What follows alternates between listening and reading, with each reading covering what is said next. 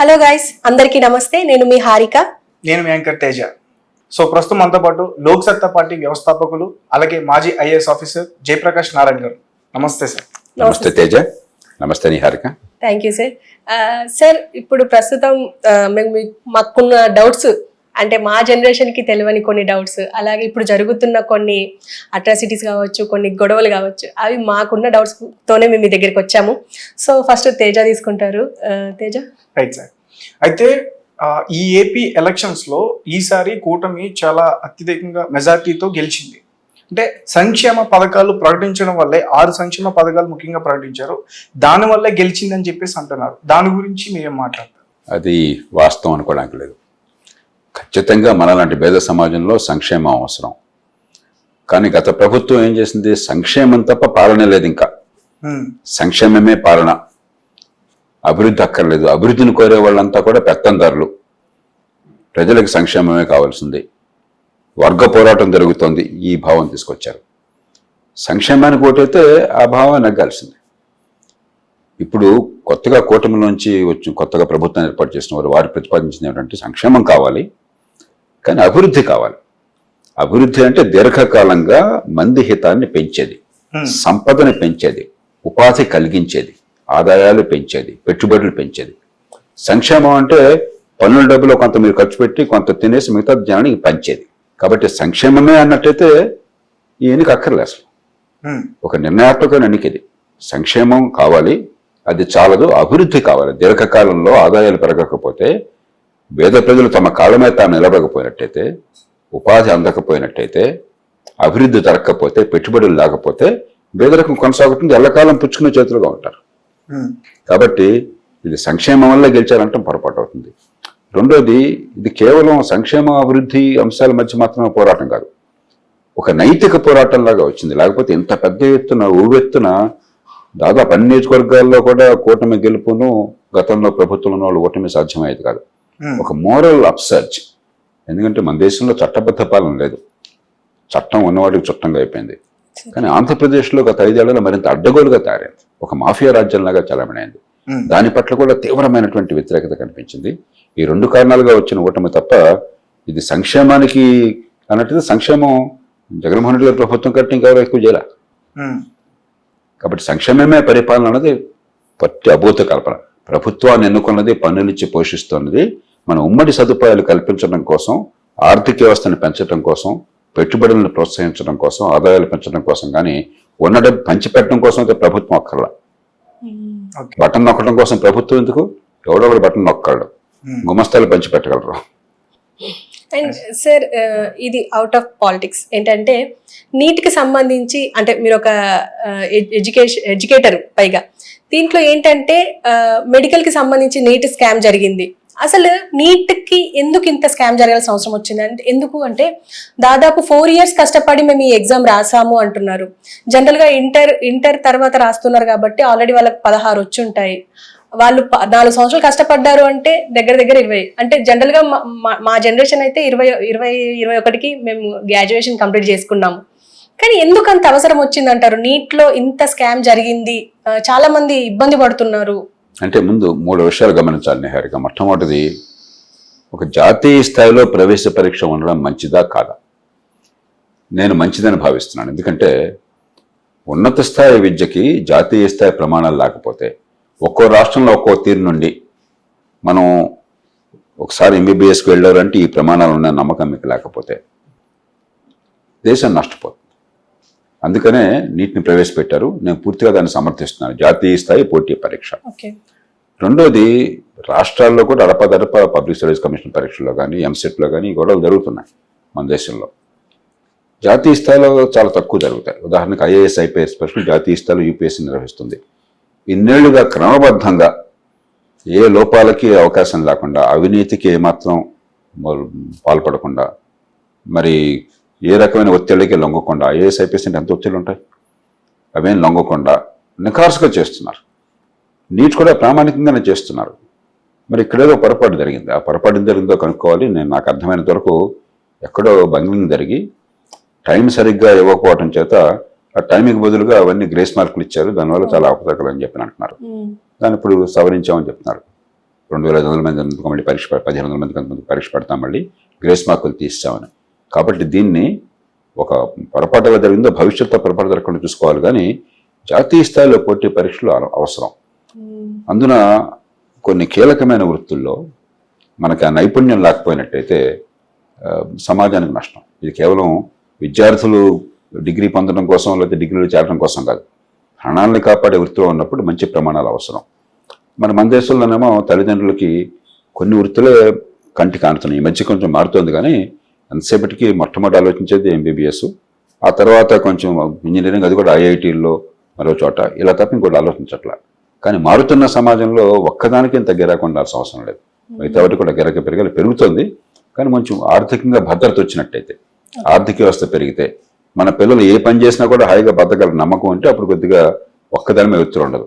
ఇవాళ నీట్ లాంటి పరీక్షల మీద బాగా ఒత్తిడి అనమాట వాస్తవం. ఐఐటీలు చేరాలని చెప్పను, ఎంబీబీఎస్లో చేరడానికి నీట్ అన్న ఒత్తిడి అనమాట వాస్తవమేను.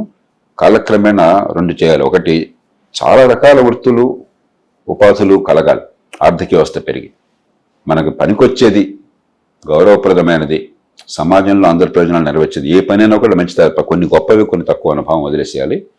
రెండోది, ఈ పరీక్షల్లో ఒత్తిడి కంటే వాళ్ళ అవగాహనని, వాళ్ళని నాలెడ్జ్ ఎలా ఉపయోగిస్తారని దాన్ని పరిశీలించి ఏర్పడుకోవాలి. బట్టి పట్టడం, కాపీ కొట్టడం కాకుండా. అప్పుడు క్రమక్రమంగా ఈ ఒత్తిడి కూడా తగ్గుతాయి. అండ్ ఇందులోనే రాజస్థాన్లో కోటా అనే ప్రదేశంలో కూడా చాలా మంది పిల్లలు సూసైడ్ చేసుకున్నారు అని చెప్పేసి కూడా వినిపిస్తూ ఉంటది. అందుకనే ఏమవుతుందంటే, తల్లిదండ్రులు పిల్లల ఆసక్తిని గురించి పట్టించుకోకుండా వాళ్ళకి ఆశలు ఉంటాయి. నా ఆశల్ని మీ ద్వారా తీర్చుకోవాలని మేము అనుకుంటాం. నేను కోరిన కళలు ఉంటాయి, ఏదో నా కళలు నాకు నెరవేరకపోతే మీ ద్వారా నెరవేర్చాలనుకుంటాం. మన దేశంలో తల్లిదండ్రులు పిల్లల్ని ప్రేమించినంతగా, ప్రాణం ఇచ్చేటంతగా ఇంకెక్కడ ఉండదు. అదే సమయంలో పిల్లలు బాగా ఎదగాలన్న కోరికతో వాళ్ళ ఆసక్తిని పట్టించుకుంటే ఒత్తిడి కూడా తీసుకొస్తున్నారు.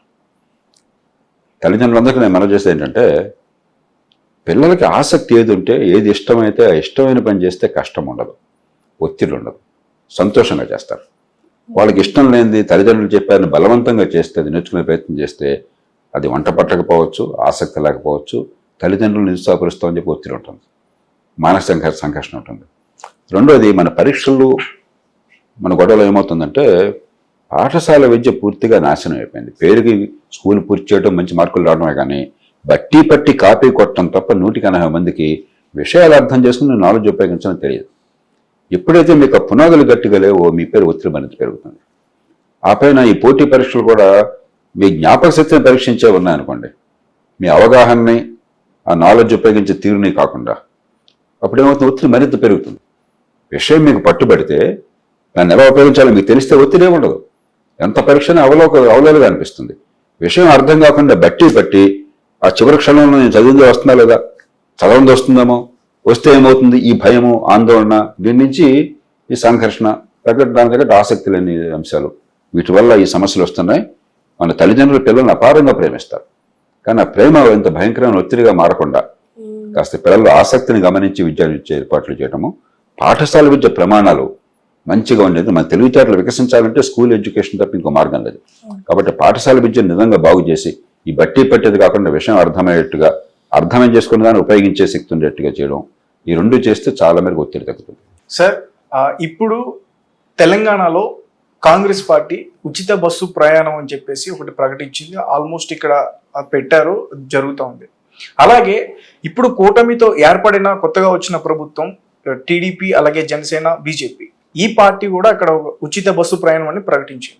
అంటే తెలంగాణలో ఎంప్లాయ్మెంట్ ఉన్నా కానీ ఇక్కడ పెద్దగా సక్సెస్ అవ్వలేదని నాకు అనిపించింది. ఇప్పుడు అక్కడ అన్ఎంప్లాయ్మెంట్ ఉంది ఆంధ్రప్రదేశ్లో, అది ఉచిత బస్సు ప్రయాణం అక్కడ మహిళలకు పెట్టారు, అది వర్కౌట్ అవుతుందా, మీరేం చెప్తారు? ఇప్పుడు ఇవన్నీ ఏంటంటే కర్ణాటకలో ప్రారంభమైంది ఉచిత బస్సు ప్రయాణం, ఇంకెక్కడ ఢిల్లీలో కూడా చేసినట్టు. ఢిల్లీ నిజంగా ఒక రకంగా ఆప్ వీటన్నిటికీ తెరతీసింది. పూర్వం ఒక రకమైన సంక్షేమ పథకాలు ఉండేవి, ఏదో తెల్ల కార్డులు, బియ్యం చవకగా ఇవ్వటము, మరొకటి ఇలాంటివి కొన్ని ఉంటాయి. ఇప్పుడు విద్యుత్ ఫ్రీగా ఇస్తాము, కరెంట్ ఫ్రీగా ఇస్తాము, నీళ్లు ఫ్రీగా ఇస్తాము, బస్సు ఫ్రీగా, ఇవన్నీ కూడా మొదలెట్టింది ఢిల్లీలో ఆప్. చాలామందికి ఒక విషయం అర్థం కావాలి, ఒక మహానగరంలో ఎప్పుడు కూడా వనరులు ప్రభుత్వానికి మిగులు ఉంటుంది. హైదరాబాద్ నగరం ఉందనుకోండి, ఎందుకని ఆంధ్రప్రదేశ్ విభజన కాగానే నష్టపోయిన భాగం కలిగింది, హైదరాబాద్లో మిగులు ఉంటుంది. ఆ మిగులు డబ్బులు మిగతా రాష్ట్రం అంతా పంచుకునేవి. ఉమ్మడి రాష్ట్రం కాకుండా చిన్న రాష్ట్రం కాకుండా తెలంగాణగా డబ్బులు చేస్తే తెలంగాణ ధనిక రాష్ట్రమైంది, ఆంధ్రప్రదేశ్ పేద రాష్ట్రమైంది. ఢిల్లీని పాలించే వాళ్ళకి ఢిల్లీలో పుష్కలంగా, ఢిల్లీ దేశంలో అత్యంత సంపద ఉన్న నగరం, తలసరి ఆదాయం ఢిల్లీలో అత్యధికంగా ఉంది. కాబట్టి ఢిల్లీలో ఇలాంటివన్నీ చేయడం చాలా తేలిక, అది గొప్ప విషయం కాదు. దానికి అది ప్రతిభ అక్కర్లేదు, తెలివితేటలు అక్కర్లేదు, దేశ ప్రజల పట్ల మమకారం అక్కర్లేదు, ఓట్ల కోసం రకరకాల విన్యాసాలు చేయొచ్చు. దాన్ని అనుకరించి వివిధ రాష్ట్రాలు మొదలెట్టినాయి. కర్ణాటకలో చేసింది, తెలంగాణలో చేశారు, దాన్ని చూసి ఇప్పుడు ఆంధ్రప్రదేశ్లో మొదలెట్టారు. వస్తే దేశం అంతా పాకుతుంది.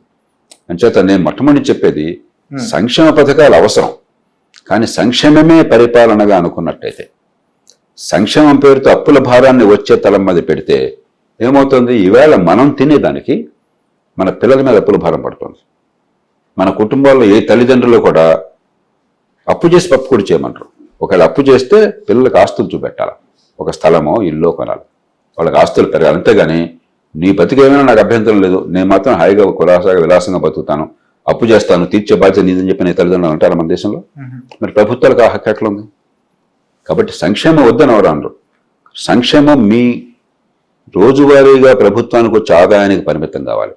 సంక్షేమం కానీ రోజువారీ ఖర్చులు కానీ, అప్పు చేసిన ప్రతి రూపాయి రేపు పొద్దున పెట్టుబడికి వెళ్ళాలి. అలా చేస్తే ఏ రకమైన పథకమైనా ఓకే. ఇక ప్రత్యేకంగా ఈ రవాణా విషయం, ఒక రకంగా రవాణా రూపంలో మనకు మహిళలకు అవకాశం ఇవ్వడం మంచిది. ఎందుకంటే మన సమాజంలో మహిళల పాత్ర ఆర్థిక వ్యవస్థలో ఈ మధ్యకాలంలో తగ్గుతుంది, మళ్ళీ కొంచెం పెరుగుతుంది, కానీ ఒక 3-4 ఏళ్ల క్రితం 20% పడిపోయింది. Female participation in work force అంటారు.